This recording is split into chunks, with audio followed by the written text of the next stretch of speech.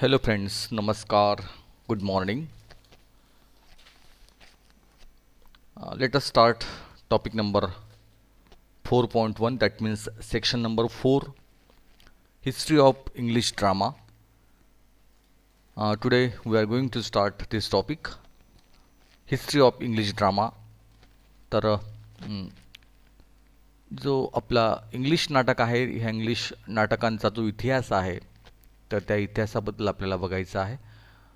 नेमकं काय ह्या ठिकाणी म्हटलेलं आहे, की काय नेमका इतिहास आहे, काय त्याचं गतकाळ आहे, त्याचं वर्णन ह्या नाट्यलेखन म्हटलं, नाटक म्हटलं की त्या ठिकाणी इंग्लिश नाटकांच्या बाबतीत कोणता इतिहास या ठिकाणी आलेला आहे, त्या इतिहासाचं वर्णन या ठिकाणी या टॉपिकमध्ये आहे. बघूया आपण what is the history of English drama and in what way drama came in our India also. So all kind of information regarding English drama is given here. Let us start with this topic. What is the introduction given here? How dramatic you are is your response when a friend exaggerates or overreacts.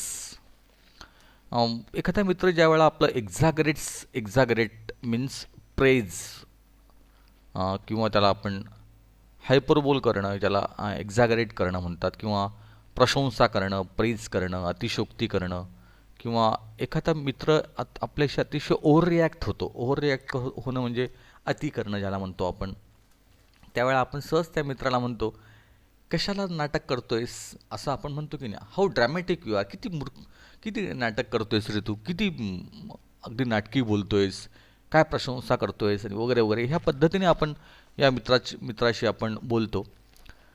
It means you are correctly using the adjective form of the word drama. याचा अर्थ असा आहे, it means you are correctly using the adjective form of the word drama. तर drama, नाटक या शब्दाला आपण विशेषणाच्या रूपाने त्या ठिकाणी आपण वापरतो, की काय नाटक करतोयस तू, म्हणजे एक विशेषण म्हणून त्या ठिकाणी आपण त्याला नाटक हा शब्द वापरला. Drama is a performance which is essentially loud, आणि म्हणून त्याने असं म्हटलं आहे की नाटक जे आहे, कुठलंही नाटक जे आहे की जे रंगमंचावर सादर होत असतं, drama is a performance which is essentially loud, की जे अतिशय लाऊड असतं, अतिशय भडक म्हणता येणार नाही भडक त्याला. लाऊड म्हणजे असं काहीसं बोलकं असं, एक्झॅगरेटेड असतं, म्हणजे ते अतिशयोक्तीपूर्ण असतं, अँड लार्जर दॅन लाईफ, आणि जीवनापेक्षा मोठं वेगळं असं काहीतरी असतं, की जे आपल्याच एका जीवनाचं प्रतिबिंब जे आहे, एक आपल्याच जीवनाचं प्रतिरूप जे आहे ते त्या रंगमंचावर त्या ठिकाणी सादर होतं, की जे थोडंसं वेगळ्या ढंगाने, वेगळ्या अंगाने त्या ठिकाणी एक अतिशयोक्तीपूर्ण पद्धतीने मांडलं जातं. आता अलीकडे नाटक हे जे असतात ते कॉमेडी असतात, काही नाटकं अतिशय सिरियस असतात, काही अतिशय इमोशनल असतात, काही अतिशय हॉरर असतात, काही अतिशय सस्पेन्स असतात. तर नाटकांचे अनेक प्रकार आहेत, पण बहुसंख्य नाटक हे विशिष्ट पद्धतीने एक संदेश देण्याचं काम करत असतात. It is an audio visual medium. तर हे कुठलंही नाटक जे असतं ते ऑडिओ व्हिज्युअल असतं. ऑडिओ म्हणजे ऐकू येतं, व्हिज्युअल म्हणजे दिसतं आपल्याला, म्हणजे की जे ऑडिओ व्हिज्युअल आहे, की जे दृकश्राव्य आहे, की ऐकायला पण येतं आणि दिसतं पण. एकाच वेळा नाटक आपण रंगमंचावर किंवा त्या स्टेजवर त्या ठिकाणी ऐकू पण शकतो आणि बघूही शकतो, म्हणून त्याला ऑडिओ व्हिज्युअल मीडियम असं त्याला म्हटलं आहे, की ऐकतो पण आणि दिसतं पण आपल्याला. द ऑडियन्स सिटिंग अराउंड, त्या ठिकाणी एक जी ऑडियन्स असते ती समोर बसलेली असते. पूर्वीला जुन्या कालखंडामध्ये ती अशी गोलाकार आकारामध्ये बसायची पूर्वीला, पण आता अलीकडे नाट्यगृह असतात, नाट्यगृहामध्ये पब्लिक ही समोर बसलेली असते. In front of close to or in the last row of the theatre, अगदी शेवटच्या रोपर्यंत, शेवटच्या रांगेपर्यंत त्या ठिकाणी काही वेळेला जर नाटक हाऊसफुल असेल तर ते त्या ठिकाणी भरगच्च असं भरलेलं असतं. Should be able to hear and see the actor on stage, आणि तो जो ॲक्टर असतो, रंगमंचावर काम करणारा कुठलाही कलाकार जो आहे, त्या कलाकाराला ऐकता येण्यासाठी, बघण्यासाठी त्या ठिकाणी ही जी सेटअप असतो हा. This would be an example of willing suspension of disbelief, आणि हे सगळं जे आहे तर या पद्धतीने बिलिंग सस्पेन्शन ऑफ डिसबिलीफ म्हणजे अगदी ज्याला आपण म्हणतो अविश्वास इच्छुक निलंबन, की आपण काही काळ विसरतो आपण, की आपण हे नाटक बघत आहोत, की आपण जीवनाचा एक खरेपणा, की जो असत्यसुद्धा वाटतो काही वेळेला, पण आपण मनाने स्वीकारतो त्याला कुठेतरी, त्याला म्हणतात विलिंगली. सस्पेन्शन ऑफ डिसबिलीफ, काही गोष्टी ह्या अविश्वासार्ह वाटतात, पण तरीसुद्धा तात्पुरता आपण त्या अविश्वासाला बाजूला ठेवून त्या ठिकाणी ते नाटकाशी एकरूप होतो, त्याला म्हणतात विलिंग सस्पेन्शन ऑफ डिसबिलीफ. म्हणजे जे खरं नाही आहे ते खरं वाटायला लागतं आपल्याला, आणि या पद्धतीने it can be defined as a willingness to accept the unreal. बघा आत्ताच मी म्हटल्याप्रमाणे याचा अर्थ काय आहे, तर it can be defined as a willingness to accept the unreal. जे खरं नाही आहे ते आपण मनापासून बघण्याचा प्रयत्न करतो. हे ॲक्च्युली नाटक चाललेलं आहे, ते नाटक आहे, ते हे अस्सल नाही आहे, पण तरी पण आपण मनापासून ते बघत असतो, आणि त्याला म्हणतात willing suspension of disbelief. It may also mean sacrifice of realism and logic for the sake of enjoyment. त्या ठिकाणी असंही म्हणू शकतो आपण, it may also mean sacrifice of realism. त्या ठिकाणी जी वास्तव आहे, जे रिअल आहे, त्याचं त्या त्या वास्तवाला त्या ठिकाणी आपण बाजूला करतो, बाजूला ठेवतो. जे लॉजिक असतं, जे तर्कशास्त्र असतं, म्हणजे हे आपल्याला माहिती आहे की हे पटत नाही आहे बुद्धीला, तरीसुद्धा आपण ते लॉजिक जे आहे ते स्वीकारतो for the sake of enjoyment. त्या ठिकाणी एक आनंद म्हणून त्या ठिकाणी नाटक बघितलं जातं, आणि आनंदासाठी त्या ठिकाणी आपण तर्कशास्त्र विसरतो. त्या ठिकाणी जे वास्तव आहे त्या वास्तवापासून थोडं दूर जातो, आणि कुठेतरी करमणूक म्हणून त्या ठिकाणी आपण असं करत असतो, आणि याला म्हणतात विलिंग सस्पेन्शन ऑफ डिसबिलीफ. की जे तात्पुरतं आपण जर म्हटलं तर ते बुद्धीला पटणार नाही, पण मनोरंजनासाठी त्या ठिकाणी आपण ते स्वीकारतो, त्याला म्हणतात willing suspension of disbelief. The term was coined by the poet and aesthetic philosopher Samuel T Coleridge. ही जी संकल्पना आहे विलिंग सस्पेन्शन ऑफ डिसबिलीफ, ही तयार केली आपल्या टी कोलरिज या तत्त्वज्ञाने, की जो अतिशय सुंदर पद्धतीने त्या ठिकाणी एक आपलं काव्यप्रतिभा तो वापरायचा, असा तो कवी होता. The term often applies to fictional works of the action. ही जी संकल्पना आहे ती बऱ्याच वेळा fictional works of the action, comedy, fantasy and horror genres. तर ही जी संकल्पना आहे ती नाटकाच्या अंगाने त्या ठिकाणी बहुसंख्य ठिकाणी वापरली जाते. The term often applies to fictional works of the action, की जे फिक्शनल वर्क आहे, की जे कल्पनारम्य असं आहे, त्याला म्हणतात फिक्शनल, की ज्यात कल्पनाशक्तीला वाव आहे, ज्यात एक कादंबरी वजा जो भाग असतो तो एक फिक्शनल त्याला म्हणतात.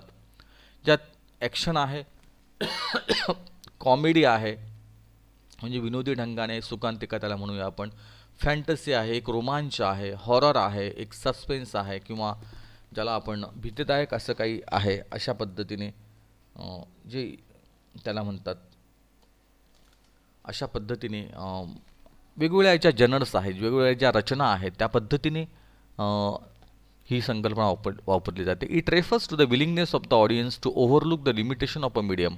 आणि त्या ठिकाणी एक प्रकारे जी ऑडियन्स आहे, जो प्रेक्षक आहे, त्याला ऑडियन्स म्हणतात, ह्या प्रेक्षकाने मनाप्रमाणे त्या ठिकाणी ते काही मर्यादा ज्या असतात त्या मर्यादाला त्या ठिकाणी कानाडोळा केलेला आहे, त्याच्याकडे न बघता त्या ठिकाणी स्वीकारलेला आहे.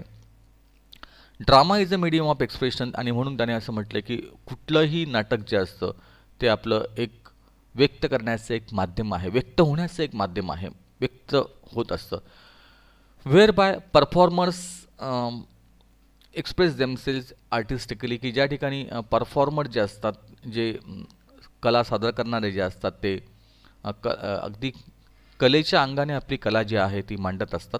The performance is based on the script which is in the form of dialogue. त्या ठिकाणी कुठलाही परफॉर्मन्स जो आहे, कुठलीही जी अदाकारी आहे, ती एका विशिष्ट लेखनशैलीवर एक स्क्रिप्ट असतो. स्क्रिप्टचा अर्थ आहे एक विशिष्ट असा पद्धतीची लेखन पद्धती असते, एक विशिष्ट प्रकारची एक लिखाण त्याला म्हणतात script, which is in the form of dialogue, की ज्याच्यामध्ये डायलॉग दिलेले असतात, संवाद दिलेले असतात. Whereas a story or a novel is written in the narrative form, की ज्या ठिकाणी एखादी कथा किंवा एखादी कादंबरी जर म्हटलं की जी वर्णनात्मक असते, पण नाटक जे असतं त्याच्यात संवाद जे आहेत ते महत्त्वाचे असतात. Poetry is a language express in rhythm and metre. कवितेमध्ये त्या ठिकाणी जी भाषा असते ती एक विशिष्ट ताल आणि विशिष्ट लय यात ती व्यक्त होत असते. Drama is a specific mode of fiction represented in performance. पण नाटक जे आहे ते एक विशिष्ट पद्धतीचा एक कल्पनारम्य अशी गोष्ट की जी रंगमंचावर त्या ठिकाणी सादरीकरण केली जाते, तिला नाटक असं आपण म्हणतो. A play, opera, mime and ballet are perform in a theatre. तर अशा पद्धतीने त्यांनी म्हटलं आहे की अ प्ले म्हणजेच नाटक, ओपेरा म्हणजे संगीत नाटक, माईम मीन्स मूक अभिनय, आणि बॅलेटचा अर्थ आहे नृत्य नाट्य त्याला म्हणतात बॅलेस्ट. तर अशा पद्धतीने नाटकाचे जे प्रकार आहेत, ओपेराला म्हणतात त्या ठिकाणी संगीत नाटक, माईमचा अर्थ आहे मूक अभिनय आणि बॅलेटचा अर्थ आहे नृत्यनाट्य, ज्याच्यात एक नृत्य आहे आणि त्याच्यात नाटक आहे, त्याला म्हणतात ballet. Are perform in a theatre. आणि अशा पद्धतीने हे सगळे ज्या प्रकार आहेत ते त्या थिएटरमध्ये त्या ठिकाणी सादर होतात. On radio or on television, किंवा आपल्या रेडिओवर, दूरचित्रवाणी आणि रेडिओवर त्या ठिकाणी ते प्रसारित होतात. तर अशा पद्धतीने नाटक जे आहे ते इथे एक प्रस्तावना जो भाग आहे त्या ठिकाणी आला होता. आता नेमकं नाटकाचे काय प्रकार आहेत, त्याची काय व्याख्या आहे, ती व्याख्या इथे आलेली आहे. What is drama? ड्रामा म्हणजे काय? Drama is a composition in words or pros.